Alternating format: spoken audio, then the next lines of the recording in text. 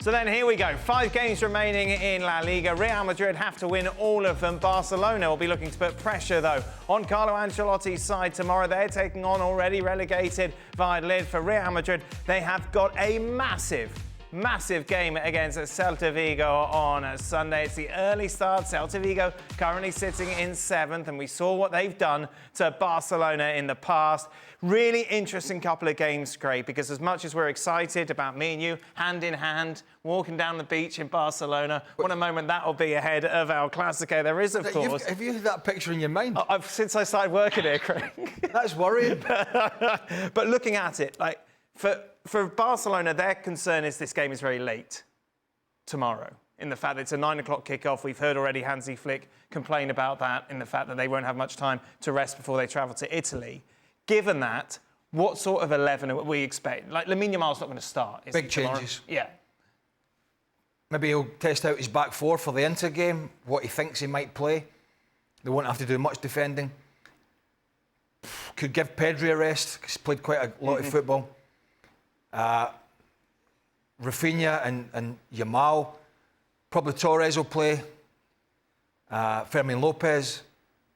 Valladolid have got, what have they had, 15 games? They've got 15 games, what do you mean? In 2025. 15, yes. And 1 win. Yes, yeah. 1 draw. Yeah.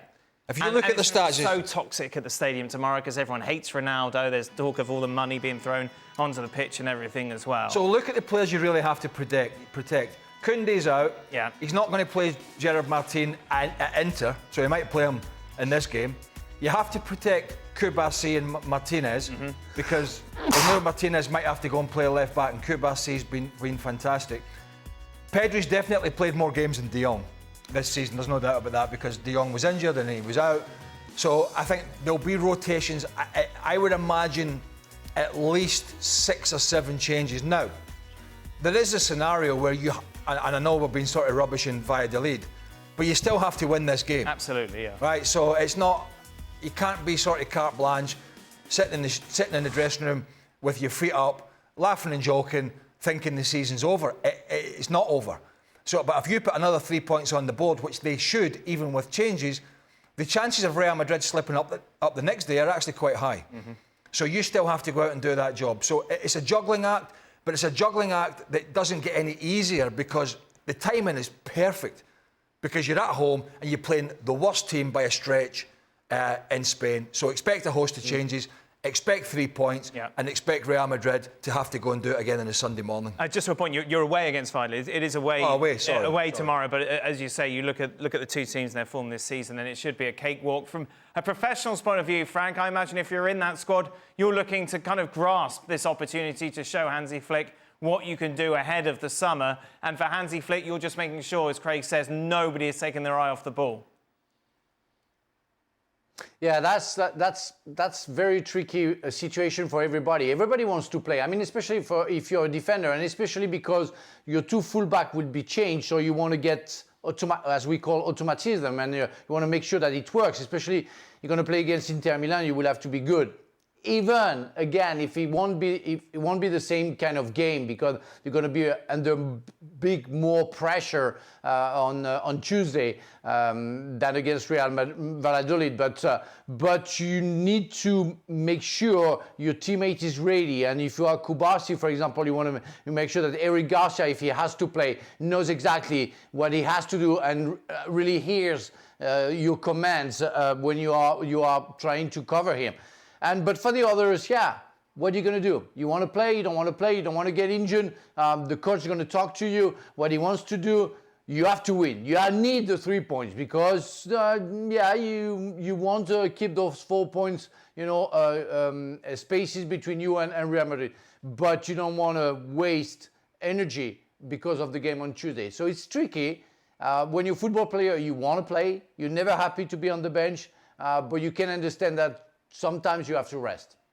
For Real Madrid, meanwhile, Jules, the early game on Sunday, live on ESPN+. What's interesting with that, of course, is that kind of completely decimated back line that Real Madrid have. Obviously, we saw Rudiger, we saw Alaba, we saw Mendy, all having surgery this week. They're out for the rest of the season. Celta Vigo scored 3 against Barcelona when they met just a couple of weeks ago. Real Madrid come into this game, of course, with not currying much favour with the home fans either at the moment. Early kick-off at the Bernabeu. We talk about El Clasico. This is just as important, isn't it, for Real Madrid? Yeah, absolutely. And you can add Lucas Vazquez, who will be suspended, of course, after the red card that he took for the game in the Copa del Rey final.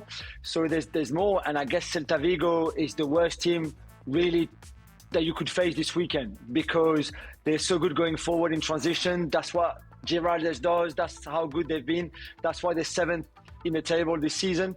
And again, you would expect them to leave the ball to a Real Madrid team that has struggled to use the ball well anyway, all season long, whether it's 4-4-2 like Carlo says is his favourite, whether it's the 3 up front, whether it's okay for Celta Vigo, and they're going to hit them on the counter, and they with a lot of pace and with a lot of belief that they can go again. And it was a heartbreaking game for them away at Barcelona, because they should have, well, they were very close of winning it, really, and they had a wonderful performance, and in the end they didn't.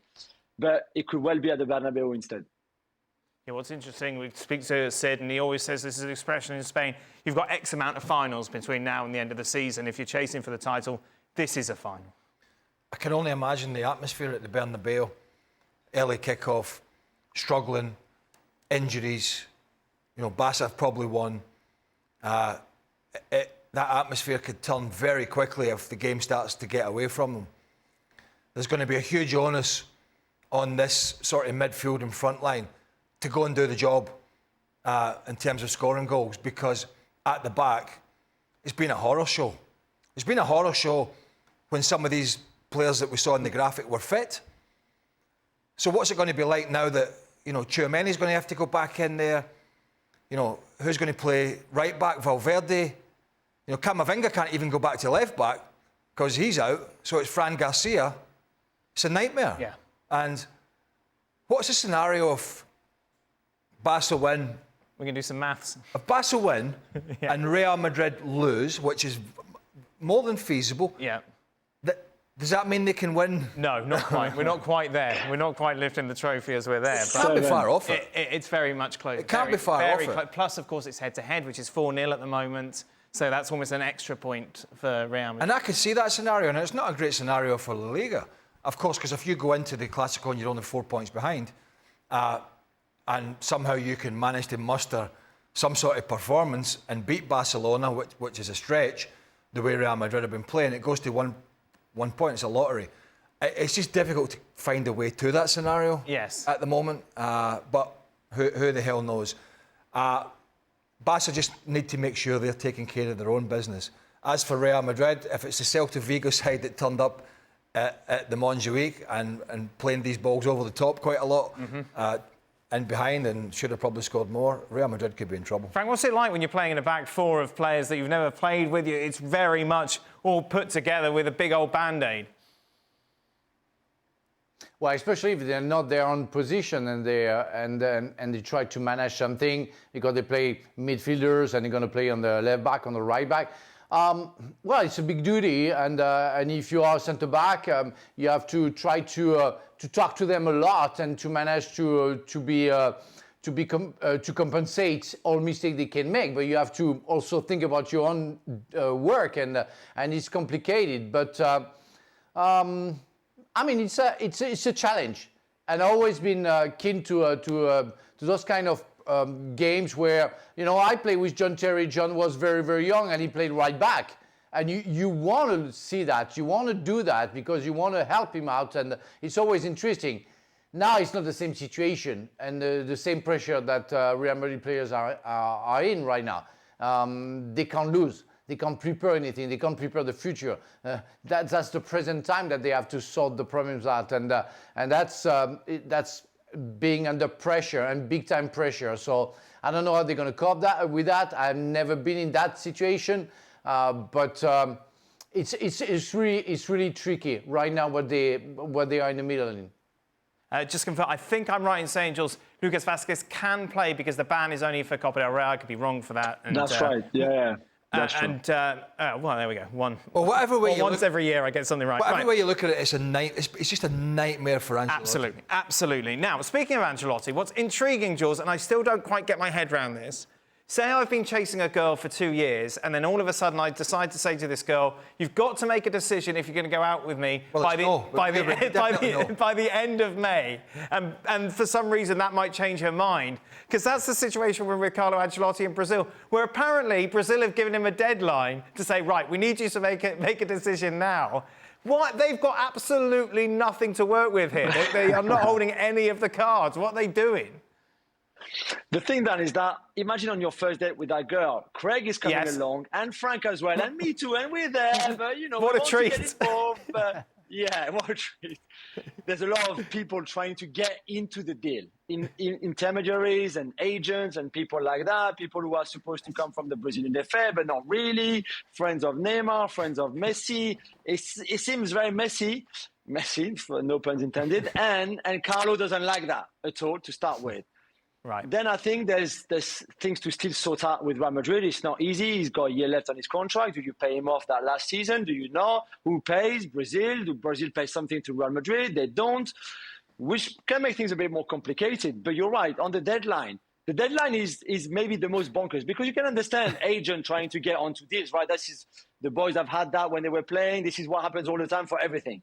But for Brazil, who I know there's an international break in June, so they will have 2 qualifiers there, but they will qualify for the World Cup. Everybody will. They're in no rush whatsoever, really. So why the pressure on Ancelotti to say, hey, we need an answer now, we need an answer now? There's no need. I think this will all be sorted itself. He will end up being the Brazil manager. Of course he will. But it's just a bit weird how I think especially the Brazilian FA are getting along with that negotiation. Is he jumping from one fire to the next? Definitely, yes. You know, Brazil, getting the Brazil job. Yeah. You used to think about it, this is marvellous. I'm going to be working with the greatest, most flamboyant players on the planet. And they have some of those, but they have nowhere near the amount they once had. Yeah. They've got quite a lot of average players in this squad. And a bit like Real Madrid, they don't take kindly to bad performances and defeat either. And so is it really a good time for Carlo Ancelotti to be taking the Brazil job off the back of this dumpster fire at Real Madrid? Yeah. I'm not sure it is. I mean, what's wrong with retirement for some of these guys? Carlo can't retire, can he? I don't understand with some of these managers. It's like, you know, they're in their 60s, they're under pressure. It's a very, very stressful job. It's 7 days a week. I know international management is not. And yet they want to put themselves through the ringer year in, year out. And going from Real Madrid to Brazil will be putting themselves through the ringer again. Not on a daily basis, but whenever these fixtures come around, because this Brazil side is nowhere near good enough at the moment.